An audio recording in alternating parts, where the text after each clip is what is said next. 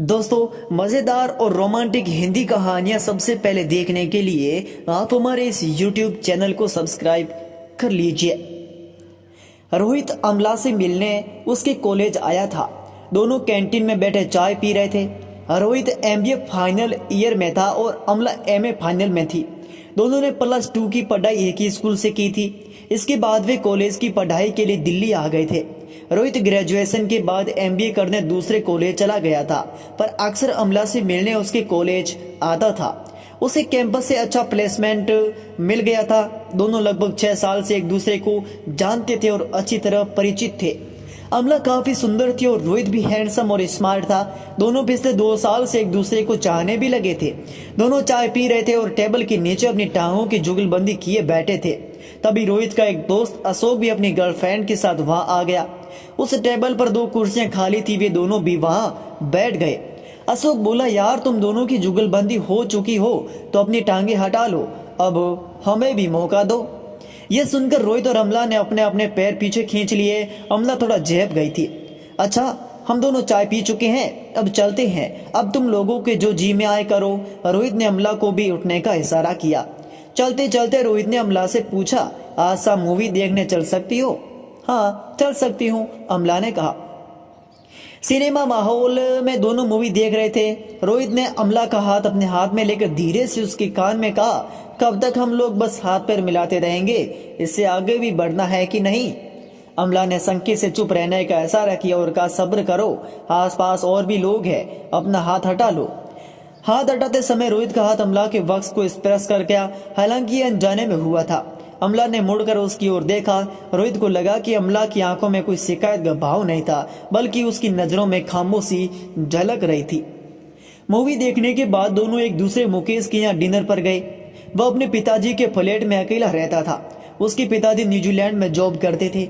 मुकेश ने कहा, अगले हफ्ते मैं 6 महीने के लिए न्यूजीलैंड और ऑस्ट्रेलिया जा रहा हूँ। तुम लोग चाहो तो यहाँ रह सकते हो, कुछ दिन साथ रहकर भी देखो। आखिर शादी तो तुम्हें करनी ही है, जैसा कि तुम दोनों मुझसे कहते आए हो। ये सुनकर रोहित और अमला एक दूसरे का मुंह देखते रहे। मुकेश बोला, तुम लोगों को कोई प्रॉब्लम नहीं होनी चाहिए। पिछली बार तुम्हारे पेरेंट्स आए थे तो उन्हें तुम्हारे बारे में पता था, तुमने खुद बताया था उन्हें। अंकल आंटी दोनों कह रहे थे कि तुम्हारे दादा दादी अभी जीवित है और बस उनकी एक औपचारिक मंजूरी चाहिए। इत्तेफाक से तुम दोनों सच जाते भी हो तो उन लोगों को भी कोई परेशानी नहीं होनी चाहिए। ठीक है, हम सोचकर बताएंगे। डिनर के बाद जब दोनों जाने लगे तो मुकेश बोला, तुम एक डुप्लीकेट चाबी रख लो, मैं अपार्टमेंट ऑफिस में बता दूंगा कि मेरी अनुपस्थिति में तुम लोग यहाँ रहोगे। इतना कहकर मुकेश ने चाबी रोहित को थमा दी। रास्ते में रोहित से अमला बोली, तुमने चाबी अभी से क्यों रख ली?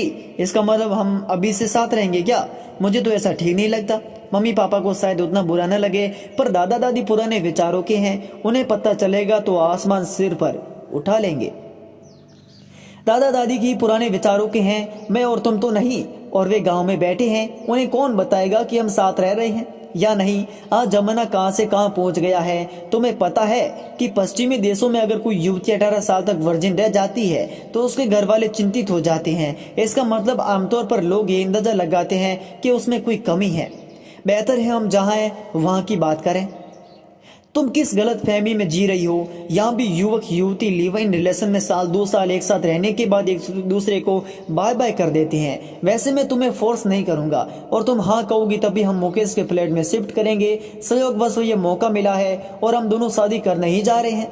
पढ़ाई के बाद तुम कहो तो कोर्ट मैरिज कर लेते हैं। इसके पहले नो कोर्ट मैरिज, शादी की कोई जल्दबाजी नहीं है। जब भी होगी ट्रेडिशनल शादी ही होगी, अमला ने साफ साफ कहा।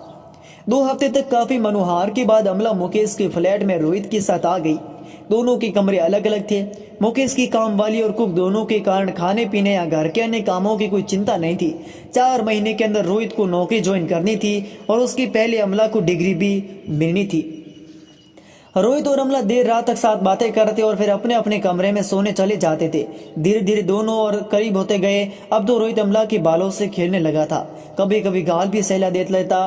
दोनों को ये सब अच्छा लगता, पर एक दिन दोनों के सब्र ने जवाब दे दिया और वे एक हो गए। जब एक बार सब्र का बांध टूट गया तो दोनों इस सैलाब में बह निकले।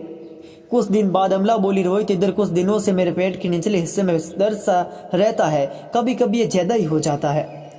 किसी गायनोकोलॉजिस्ट से चेकअप करा लो, रोहित ने कहा। मैं अकेली नहीं जाऊंगी, तुम्हें भी साथ चलना होगा, अमला ने कहा। अब लेडी डॉक्टर के पास मुझे कहाँ ले जाओगी, रोहित बोला। तब रहने दो, मैं भी नहीं जाऊंगी, अमला ने कहा। अच्छा बाबा चलो, कल सुबह चलते हैं। अगले दिन सुबह दोनों गायनोकोलॉजिस्ट के पास पहुंचे। वहां कुछ मरीज पहले से ही थे, उन्हें काफी देर तक इंतजार करना पड़ा। इस बीच उन्होंने देखा कि वहां आने वाली ज्यादातर औरतें प्रेग्नेंट थी और उनके साथ कोई मर्द या प्रौढ़ महिला थी। सबसे कम उम्र की पेशेंट अमला ही थी। अमला ये सब देखकर थोड़ी घबरा गई थी।